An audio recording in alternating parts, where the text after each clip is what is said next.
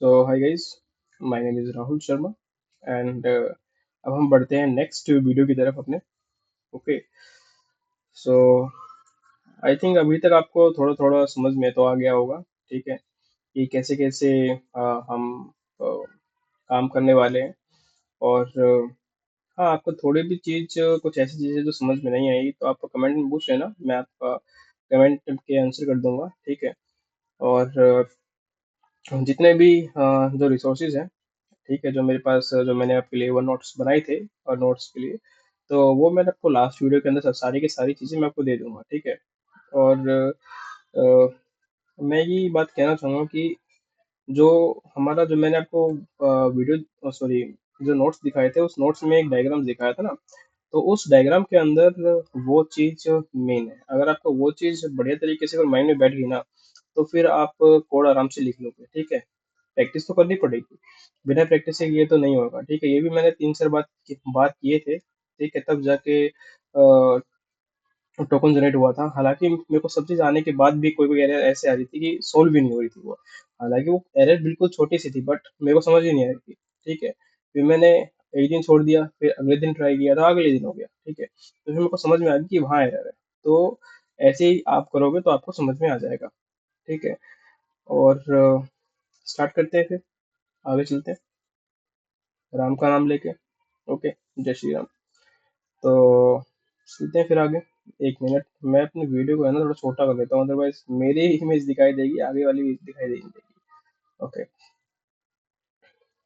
अब हम हाँ, मैं आपको क्या बता रहा था कि मेन 3 क्लासेस लिखनी है हमें, ठीक है। कौन-कौन सी? सबसे पहले तो एक रेपो की क्लास, ठीक है। रेपो की क्लास इसलिए क्योंकि हमने मॉडल बनाया है, ठीक है। मॉडल के नाम हमारा स्टूडेंट है। अगर हम अपने स्टूडेंट को अपने डेटाबेस में फाइंड करना चाहें कि हमारे डेटाबेस में ये यूजर नेम प्रेजेंट है या नहीं है, तो हम कैसे फाइंड करेंगे? तो हम जेपीई का यूज करेंगे ना वहाँ पे, ठीक है, कि हम फाइंड करने के लिए। तो उस चीज़ के लिए मैं रेपो बना रहा हूँ, ठीक है। रेपो के अंदर सिंपल मैं यहाँ पे गया और क्लास में गया और यहाँ पे स्टूडेंट रेपो, क्लास नहीं बनानी हमें, यहाँ पे हमें इंटरफेस बनाना है, ठीक। क्योंकि यहाँ पे हमने सिंपल मेथड्स को सॉरी हम अपने मेथड को डिक्लेयर करने वाले हैं, हम उसको राइट नहीं करने वाले। डिक्लेयर हम अपने सर्विस के अंदर करेंगे, डिलीट। ओके, यहाँ पे हम रैपअप पे गए और रैपअप पे गए, न्यू पे गए, जावा क्लासेस पे गए और क्लासेस पे इंटरफेस पे गए। नाउ मैं यहाँ पे ले देता हूँ स्टूडेंट रैपो, ठीक है। Student rapport eight the rate मेरे को यहाँ लिखना पड़ेगा रेपोजिटरी, ओके। ये जेपी से आ रही है हमारे पास वैल्यू। और एक्सटेंड्स, एक्सटेंड्स में क्या चीज़ आएगी? एक्सटेंड्स में जेपीए, जेपीए की रेपोजिटरी आएगी, जेपीए रेपोजिटरी, ठीक है। और ये जेनरिक लेगा, टी टी मतलब हमारे पास स्टूडेंट की क्लास है, S T U D N T, student. And then after उसका एक आईडी था, आईडी हमारे पास इंटीजर है, ओके। ये चीज़ लिखना जरूरी है और रेपोजिटरी लिखने से जरूरी है क्योंकि इसका एक बिन बन पाए, ठीक है। देखो इसके अंदर कौन कौन से टारगेट, रिटेंशन, डॉक्यूमेंटेशन और कंपोनेंट का हम एनोटेशन का यूज कर रहे हैं, ठीक है। इस रेपोजिटरी के अंदर ये सारे के सारे एनोटेशंस हैं। तो इससे क्या होगा, जब भी हमारा स्प्रिंग एप्लीकेशन चलेगा तो इसका डायरेक्टली हमारा ऑब्जेक्ट बन जाएगा और वो डायरेक्टली उसमें जहाँ पे हम इंजेक्ट करना चाहे वहाँ ये इंजेक्ट हो जाएगा, ठीक है। अब रेपो बना दिया, अब हमें एक चीज यूटिलिटी बनानी है, पैकेज, पैकेज यूटिलिटी। यूटिलिटीज मैं इसलिए बना रहा हूँ क्योंकि एक्स्ट्रा चीज जो हम अपने प्रोग्राम के अंदर यूज करने वाले हैं ना, ठीक है, हम बार बार तो उसमें डिक्लेयर नहीं करेंगे। सिंपल एक बार यूटिलिटी क्लास के अंदर यूज कर देंगे, मतलब यूटिलिटी मतलब एक बॉक्स है, जो भी हमें कभी चीज जरूरत होगी तो हम वहां से सिंपल निकाल लेंगे, ठीक है। हम ऐसे नहीं है कि अगर हमें एक चीज की जरूरत है तो हम सभी क्लास के अंदर उसको डिक्लेयर करेंगे, नहीं। हम सिंपल यूटिलिटी क्लास के अंदर एक चीज को डिक्लेयर कर देंगे, फिर वहां से उसको फैच करते रहेंगे। तो utility, okay, utility, utility simple component बना देते हैं, eight the rate component, okay.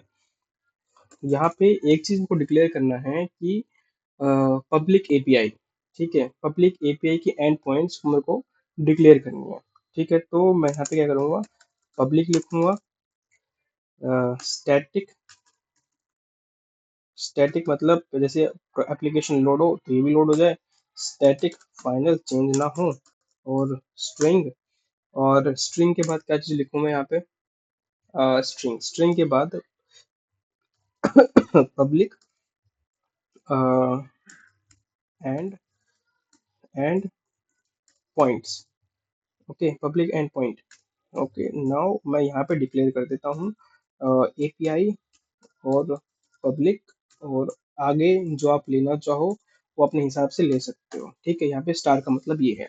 तो यहाँ पे अपन मैंने पब्लिक एपीआई की एंड पॉइंट्स जो पाथ था यहाँ पे डिक्लेयर कर दिया, क्योंकि मेरे हर चीज में एपीआई पब्लिक तो यूज होगा ही होगा, ठीक है। बाद में जो यूज होना है वो बाद में देख लेंगे हम। यूटिलिटी भी कर दिया, ठीक है। एक चीज क्लास का क्या चीज था,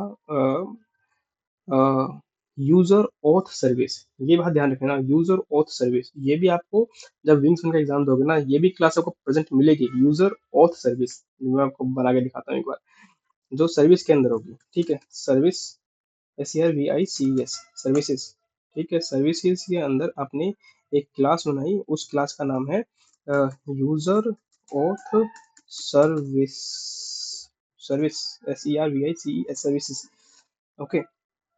आपने किया इसको एंटर, हिट किया एंटर, ओके। तो यहाँ पे सर्विस है तो सर्विस से डिक्लेयर कर दिया, ठीक है। अब यहाँ पे इम्प्लीमेंट करना है, क्या चीज इम्प्लीमेंट करनी है, user details service, details service, okay. अब इसके पास एक मेथड मिलेगा load by user user name, ठीक है। ये क्या करेगा कि जैसे कि आपने यूजर डिटेल सर्विस, जब भी आप डाओ के पास जाओगे ना, डाओ ऑथेंटिकेशन प्रोवाइडर के पास, तो वहाँ चीज यूजर डिटेल सर्विस से वैल्यू वो ऐड किसके अंदर हो जाती है, डाओ ऑथेंटिकेशन के अंदर हो जाती है। तो वहाँ जो वैल्यू है वो कैसे यूजर में लोड हो गई, ठीक है, वहाँ कैसे फाइंड आउट किया जाएगा कि ये यूजर हमारे डेटाबेस में प्रेजेंट है या नहीं है, तो वो चीज यहाँ से यूज की जाएगी, यूजर ऑथ सर्विस से, ठीक है। तो अभी के लिए रिटर्न हटा देते हैं। अभी के लिए सिंपल हम करते हैं कि हमारे पास अपने, देखो ये मैंने रेपो क्यों बनाई थी वहाँ पे, आप ये देखो एक बार, ठीक है। At the rate student repo ना, sorry at the rate auto wired, automatic injection के लिए एट द रेट, ओके कौन सी बनाई थी हमने, स्टूडेंट रेपो बनाई थी, ठीक है। STUDENT, student repo, okay student repo, student repo, okay. इसको इंपोर्ट कर दिया। अब student repo dot find by, find by किसे फाइंड करना है हमें, हमें ये देखना है कि हमारा जो ये स्टूडेंट नेम है वो प्रेजेंट है या नहीं है, ठीक है।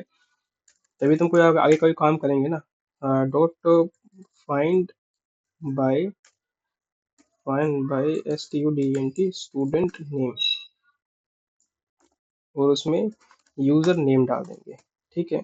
और हम रिटर्न में क्या एक्सपेक्ट करेंगे, हम रिटर्न में उस यूजर के पूरे ऑब्जेक्ट को एक्सपेक्ट करेंगे, जिसके अंदर उसकी ऑथराइजेशन लिखी होनी चाहिए, उसके अंदर उसका यूजर नेम लिखा होना चाहिए, उसके अंदर उसका पासवर्ड लिखा होना चाहिए, ठीक है। Student is equal to student, okay.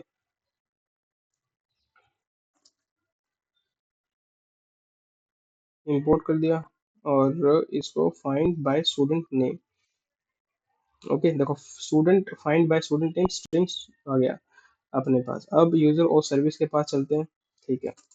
If, if जो हमारे पास स्टूडेंट है इज इक्वल टू नल है, ठीक है। अगर नल है तो थ्रो क्या कर देना, throw new illegal argument exception, sorry not illegal argument, user no, user name not found exception हमें स्ट्रिंग सिक्योरिटी देता है, तो उसका यूज कर देंगे, और यहाँ पे लिखेंगे कि यूजर नॉट फाउंड, हमारा यूजर कहाँ गया, ओके। ये चीज़ लिख देंगे। अगर यूज़र सब चीज़ मिल जाता है हम अपने पास, तो देखो सब हमारा यूज़र मिल गया, ठीक है, हमारा यूज़र मिल गया। अब हमें क्या चीज़ करनी है, अब हमें करना है अपने पासवर्ड को इनक्रिप्ट करना है, इनक्रिप्ट करके अपने स्टूडेंट के अंदर सेट करना है, ठीक है। यूज़र नेम तो है, अब पासवर्ड को भी इनक्रिप्ट करना पड़ेगा ना, इनक्रिप्ट करके ही हाँ हम अपने डेटाबेस के अंदर सेंड करेंगे, ठीक है। तो यहाँ पे क्या करेंगे, बी क्रिप्ट पासवर्ड, BCRY, देखो बी क्रिप्ट पासवर्ड एनकोडर, ठीक है। और यहाँ पे ओके, अब मैंने क्या किया, कंट्रोल 1, और यहाँ पे एनकोडर आ गया, ठीक है। और encoder e n encoder dot encode.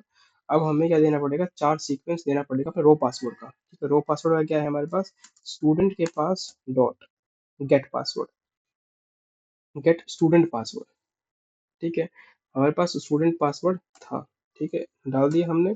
अब ये चीज हम अपने स्टूडेंट के अंदर सेव कर देंगे, student dot set student password, student के पासवर्ड के पास हम क्या सेट कर देंगे, हम अपने इस चीज को सेंड कर देंगे, कंट्रोल X को सेंड कर देंगे, ठीक है।